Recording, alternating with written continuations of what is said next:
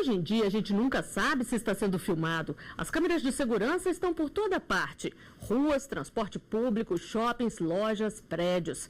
E além delas, sempre há um celular com câmera por perto. Mas com tanta exposição, como fica a nossa privacidade? O programa Artigo 5º de hoje mostra até onde vai o direito de uma pessoa sobre a própria imagem. O artigo 5º determina que são invioláveis a vida privada, a honra e a imagem das pessoas e assegura indenização em caso de dano material ou moral decorrente da violação deste direito. Para falar sobre como este direito de imagem pode ser protegido, eu recebo aqui no estúdio da TV Justiça Gustavo Machado, procurador do Distrito Federal e professor de Direito Constitucional. E recebo também o advogado e membro da Comissão de Apoio ao Advogado Iniciante da OAB-DF, Williams Gama. Sejam bem-vindos ao nosso programa. Procurador, gostaria que o senhor começasse explicando para a gente até onde vai o direito de imagem. Ele se confunde, por exemplo, com o direito de personalidade? A imagem é nosso cartão de visita. As pessoas nos conhecem através da nossa imagem e cada um é diferente do outro. Então, essa singularidade faz com que o direito tenha que proteger a imagem das pessoas. Ele não é que ele se confunde com o direito de personalidade, ele é um direito de personalidade, né? Intrínseco a cada uma das pessoas o direito à imagem por ser única mesmo. Muito tempo atrás se entendia que a imagem era uma mera decorrência da privacidade, da intimidade, e hoje não, hoje ele é entendido como um direito autônomo, algo que merece ser protegido porque é inerente a cada um, um direito de personalidade. Dr. Williams, esse direito ele é absoluto? A pessoa pode abrir mão dele, por exemplo? Nenhum dos direitos e garantias fundamentais lá previstos no artigo 5º é absoluto, seja o direito de propriedade, porque há a possibilidade ali de uma desapropriação, seja o direito de liberdade de expressão e o direito à própria intimidade. Ele não é absoluto, também não é possível a parte renunciá-lo, mas sim autorizar ali uma transmissão momentânea, inclusive para fins comerciais. Quer dizer que a pessoa pode abrir mão daquele direito, mas de uma forma momentânea. Exatamente, e não de forma definitiva. E em tempos de tanta tecnologia, qual a validade de vídeos e gravações feitas por celulares ou câmeras escondidas em processo judicial? O que é gravado nas ruas pode ser usado como prova, mas há regras para o material ter validade. Com frequência, os circuitos de câmeras de segurança flagram a ação de bandidos. As imagens são cada vez mais usadas pela justiça como prova do crime. Filmagens feitas em ambientes públicos, como shoppings e empresas, também são consideradas provas lícitas. Mas a gravação não pode violar a intimidade da pessoa e não pode ser usada sem autorização judicial. Para o Supremo Tribunal Federal, a gravação de conversas telefônicas por um dos interlocutores pode ser usada mesmo que tenha sido feita sem autorização da Justiça ou de quem estava do outro lado da linha, principalmente se for para defesa própria ou investigação criminal. O mesmo vale para vídeos onde uma das partes envolvidas é a responsável pela gravação, mas este entendimento muda em conversas protegidas por sigilo constitucional, como por exemplo entre advogados e clientes. No caso da internet, e-mails e conteúdos postados em redes sociais são aceitos como prova. A dificuldade é comprovar a autenticidade do material. Muitas vezes é preciso que um perito entre em ação. Já em um processo civil, as provas eletrônicas acabam sendo aceitas quando não há impugnação pela parte contrária. Dr. Williams, a gente já explicou um pouquinho aqui na reportagem, mas eu gostaria que o senhor desse alguns exemplos práticos de como e quando essas imagens de câmera de segurança, de celular, podem ser usadas em investigações. Elas podem ser utilizadas em investigação quando há indício ali da prática de alguma infração penal. Como exemplo, se uma câmera filmar a prática de algum delito dentro de um shopping, como já ocorreu em outros tempos, dentro de um condomínio, aquelas filmagens podem sim ser utilizadas num processo penal ali, embora haja ali a garantia do direito à imagem, à vida privada e à intimidade, há um interesse público relevante que faz com que se relativize a intimidade para os fins de investigação criminal ali, quando houver a prática de algum delito, inclusive por parte dos meios da internet.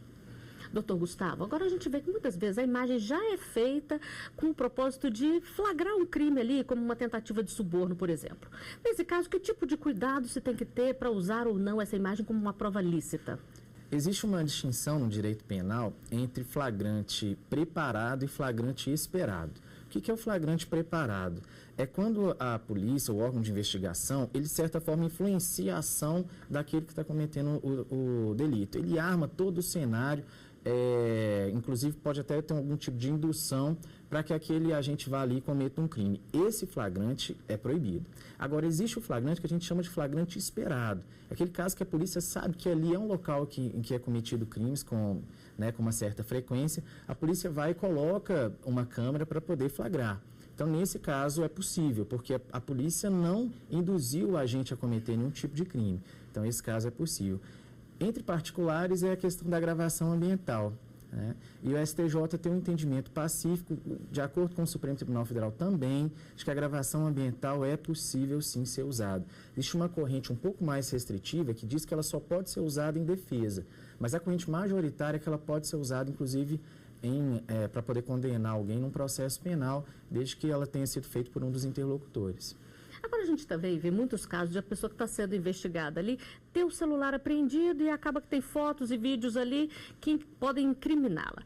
Para ser feita a apreensão desse aparelho, tem que ter um mandado judicial ou basta ter uma suspeita de um ato ilegal? Essa questão é interessantíssima e é nova, né? Porque ter celulares que gravam não é uma coisa tão antiga assim. E no nosso direito, aqui nos nossos tribunais, não existem muitos julgamentos sobre isso. Agora, existe um julgado muito relevante, é um julgado da Suprema Corte Americana, de maio de 2013. E na Suprema Corte Americana, eles entenderam que isso só seria possível com mandado judicial. Aqui no Brasil, a gente não tem nenhum julgamento de corte superior assim tão importante, mas lá a gente tem. Só que lá tem uma diferença muito importante daqui. Lá nos Estados Unidos, o valor principal deles é a liberdade. Então, a intimidade e a privacidade, essa liberdade, para eles é algo muito importante. Aqui, o nosso valor central é a dignidade da pessoa humana. Então, acho que os nossos tribunais vão enfrentar isso de uma maneira um pouco diferente. E você sabe se a sua imagem está protegida ou não? A nossa equipe foi às ruas saber se as pessoas têm dúvidas sobre o tema. Eu gostaria de saber se uma loja pode se recusar a mostrar as imagens de segurança para um cliente que foi furtado. Dr. Williams, a pessoa sempre pode ter acesso a esse tipo de material? Na hipótese da pergunta, sim. Por quê?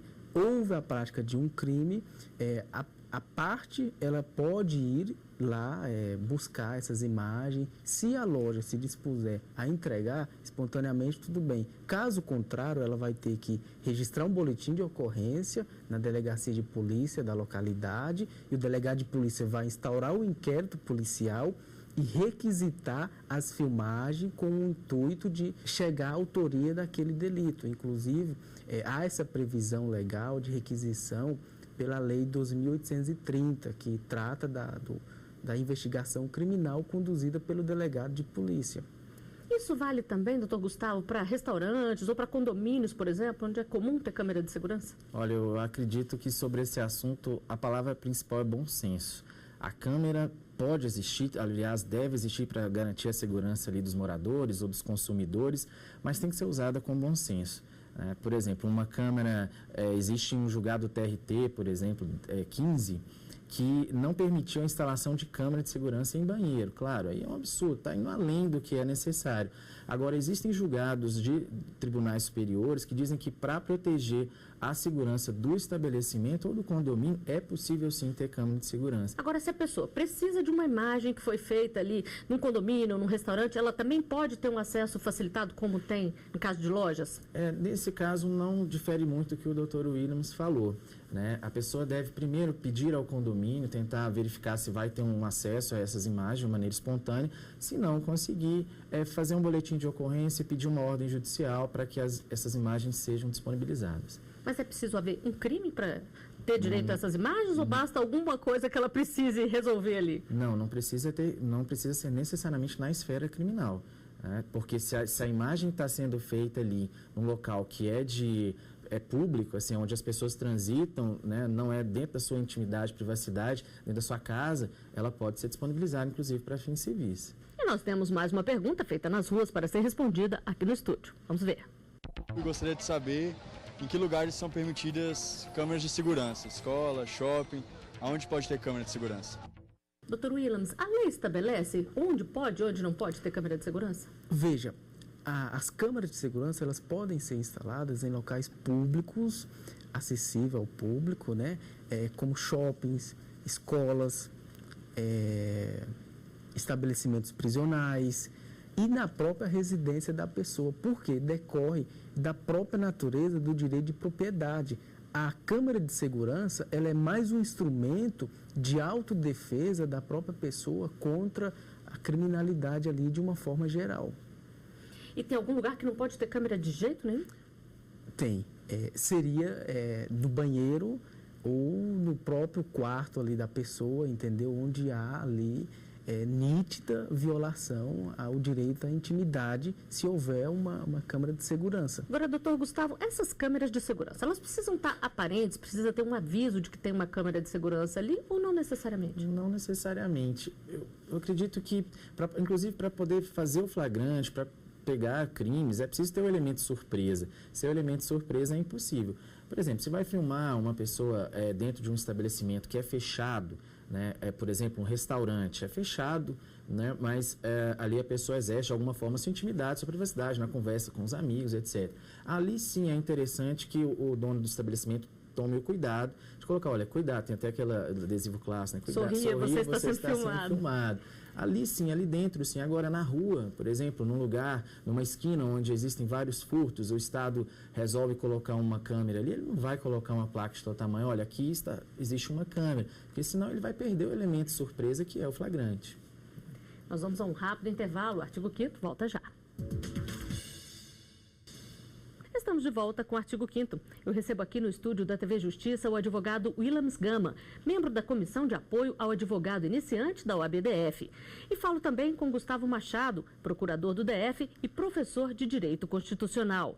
No programa de hoje estamos conversando sobre o direito de imagem. E nós temos mais uma pergunta feita por um telespectador para ser respondida pelos nossos especialistas. Vamos conferir. Eu queria saber se divulgar imagem de circuito interno de internet é crime. Procurador, essas imagens podem ser divulgadas publicamente? Depende da imagem, né? A imagem que é feita para fins de segurança pública, por exemplo, aquela lá da esquina, ou a do restaurante, ou a do próprio condomínio, essas imagens não podem estar expostas na internet. Aquilo tem um objetivo muito específico de garantir a segurança das pessoas interessadas. Então não tem por que colocar aquilo na internet. Uma imagem que foi feita num celular, por exemplo, entre amigos, pode ser colocada na internet? Aí sim, aí não tem problema algum, desde que não exponha a pessoa ao ridículo, desde que essas imagens não tragam nenhum prejuízo à honra, à imagem da pessoa. Agora, o grande problema da internet é que ela potencializou isso de uma maneira absurda. Por exemplo, é muito discutido atualmente, um dos temas mais interessantes sobre essa matéria é o direito ao esquecimento. Algo que foi colocado num site de busca ou numa rede social vai ficar gravado ali por um tempo indeterminado, às vezes para sempre. Hoje é uma marca eterna que fica ali. Então a internet potencializou muito esse nosso tema. Doutor Williams, e o que pode acontecer com uma pessoa que joga indevidamente uma imagem de um circuito interno na internet, por exemplo, e acaba prejudicando a vida de outro? Se há demonstração de um prejuízo ali, é evidente que fica caracterizado o dano moral, o abalo à pessoa daquela filmagem e ela pode buscar no Poder Judiciário ali uma indenização pelos danos morais sofridos. Além disso, a pessoa que dá publicidade, dependendo do conteúdo ali da gravação ou da própria imagem, pode responder criminalmente, seja pelo crime de injúria, difamação ou até mesmo calúnia, se houver imputação ali de um fato definido como crime. E vamos conferir a última pergunta feita nas ruas. Eu quero saber se postar foto ou vídeo sem autorização da pessoa, se ela pode pedir indenização. Doutor Williams, a gente já falou um pouquinho aqui, mas cabe pedido de indenização, então, se não tivesse autorização? Cabe sim. E dependendo do veículo de comunicação, se essa circulação da imagem tiver fins comerciais, o dano é presumido, não há a necessidade, conforme entendimento, inclusive simulado pelo Superior Tribunal de Justiça, independe do prejuízo. E aí o veículo de comunicação pode responder civilmente pela circulação da imagem, bem como a pessoa que deu publicidade. É o caso, doutor Gustavo, por exemplo, de atores, de modelos, por exemplo, que são flagrados num momento de lazer e acaba indo parar numa revista ou num site? O caso de ator, Pessoa pública é um pouco diferente. Nós dizemos que o direito à intimidade, à privacidade, da proteção da imagem é inversamente proporcional ao interesse público naquela informação. Eu gosto de dizer, por exemplo, que se eu for parado um dia numa blitz e um bafômetro me pegar e isso for divulgado, primeira capa de um jornal, provavelmente eu terei o direito de pedir uma indenização por danos morais, porque não existe um interesse público nessa informação. Agora, se é alguma pessoa pública que é pega nessa situação, nesse caso o jornal pode divulgar e não há nenhum dano à imagem, né, nada que possa ser indenizado posteriormente no âmbito civil, porque há um interesse público naquela informação. Então, quanto mais conhecida a pessoa, enquanto mais pública ela for, menor é esse direito dela ter a sua imagem, a sua intimidade resguardada. Dr. Williams, e em matéria jornalística, qual o cuidado que se deve ter ao usar a imagem de uma pessoa? Tem que ter muito cuidado de quem é a imagem, se houve autorização prévia, se a imagem está sendo circulada para fins comercial, porque aí eu volto ao assunto. Se houver para fins comercial, haverá ali um abalo à pessoa e, consequentemente, o dever de indenizar na esfera civil. Agora, por exemplo, se a pessoa está ali andando na rua e é feita uma imagem dela, ela pode ser usada numa matéria jornalística? Pode ser usada numa matéria jornalística com um fim informativo e que haja ali o interesse público, até mesmo porque a própria Constituição Federal assegura a liberdade de expressão e o direito à informação, que é um direito coletivo da sociedade como um todo.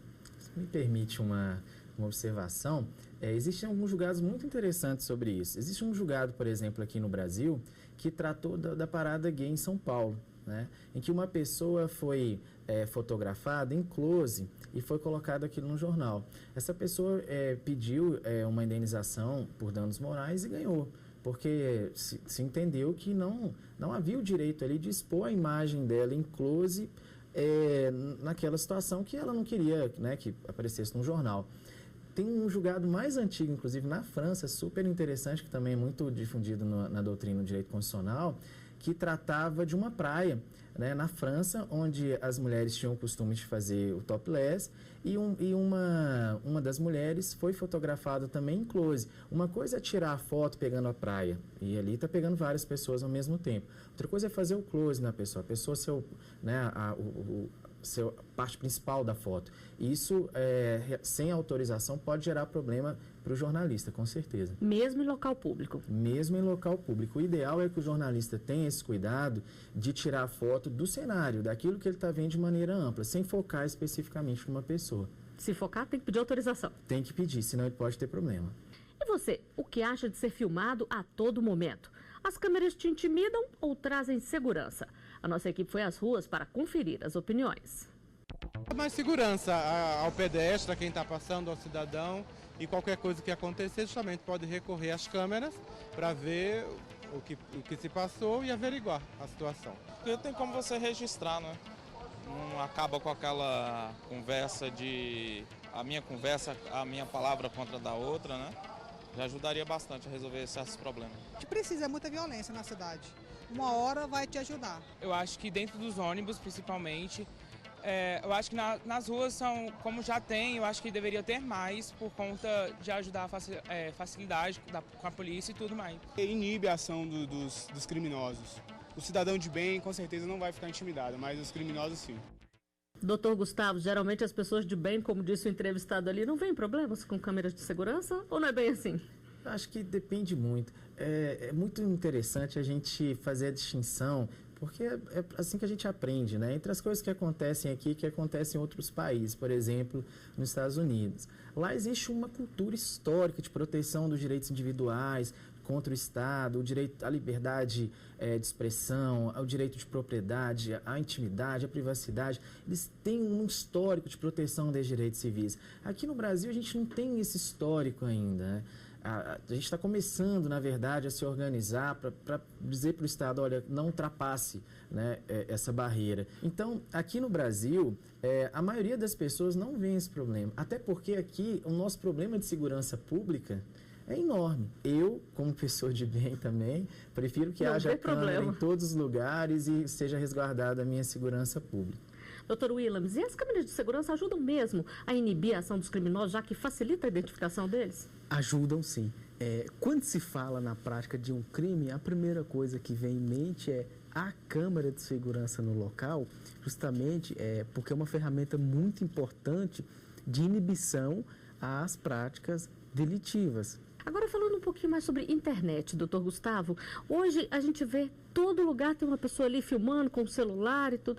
Isso acaba atrapalhando um pouco a privacidade das pessoas, porque aquele material é facilmente jogado nas redes sociais? É o fim da privacidade, da intimidade. Essa questão de todo celular ter câmera, hoje em dia, qualquer coisa que você faça, você está sujeito a ser gravado, né? Então, é interessante notar que com essa questão da internet e desenvolvimento desses aparelhos eletrônicos, a gente precisa rediscutir o direito à imagem, o direito à intimidade, o direito à privacidade, porque problemas que nós não tínhamos há 20, 30 anos atrás, agora são problemas seríssimos. A gente tem mecanismos de transferir vídeos e fotos numa velocidade absurda. Então, antigamente, uma foto, um vídeo, ficava restrito a um número muito pequeno de pessoas. E hoje não. Então, a gente precisa rediscutir isso. E o Supremo Tribunal Federal vai ter um papel importantíssimo sobre esse tema, porque, com certeza, os próximos julgados virão para poder rediscutir quais são os limites desses direitos. Agora, que tipo de cuidado? A pessoa que está ali filmando com o celular dela uma festa, por exemplo, um evento público, ela deve ter até para evitar problema. Ela faz uma cena ali, coloca na rede, a outra pessoa que aparece não gosta, vai reclamar. Que tipo de cuidado essa pessoa deve ter? Olha, eu acho que todo cuidado é pouco, né? Eu sou pai, né? Eu acho que todas as pessoas que são pais e tem que dar muita essa orientação para os filhos, tem que ter muito cuidado com o que se grava e principalmente com o que se expõe na internet, porque muitas vezes você coloca algo ali de maneira inocente, de maneira tranquila, e as pessoas usam aquilo de uma maneira extremamente maldosa, associando a algo que, na verdade, você não acredita. Então, esse cuidado é muito importante. Gostaria de saber de vocês que tipo de cuidados todos nós devemos ter com a nossa imagem para poder preservá-la e garantir esse direito tão importante. Doutor Gustavo. O direito à imagem, ele não é um direito de personalidade à toa, né? E não é um direito consagrado na Constituição à toa. Então, se o próprio Constituinte se preocupou em cuidar com a nossa imagem, nós somos os primeiros interessados a cuidar dela também. Então, ao longo do programa, nós falamos muito dessa potencialização que a internet trouxe, ter o cuidado mesmo de companhias, de quem está gravando você ou o que você está gravando. Lembrando que isso pode gerar uma responsabilidade, tanto civil quanto criminal também. Então, todo cuidado nessa matéria é pouco, até pela falta de julgados que nós temos sobre esse assunto. É algo que ainda vai ser construído ao longo dos próximos anos. E para o senhor, doutor Willems? Eu acredito que quando você tem um acesso ali a algum vídeo, alguma imagem, você tem que pensar muito bem antes de circulá-la, seja na internet ou até mesmo por meio do aplicativo WhatsApp, sob pena das consequências ilegais. Quer dizer que não só quem faz, mas quem reproduz aquilo também pode estar sujeito a penas. Sim. Quem reproduz, quem dá a circularidade àquela imagem, àquele vídeo, pode vir a sofrer uma ação de indenizatória ou até mesmo a responder a um processo penal. Bom, doutor Willems, doutor Gustavo, eu agradeço muito a presença de vocês aqui, os esclarecimentos e os conselhos dados, né? E com isso nós chegamos ao final de mais um Artigo 5º. E eu agradeço também a sua companhia. Se quiser participar do nosso programa, é só enviar uma sugestão de tema para o e-mail artigo5@stf.jus.br. Até a próxima semana.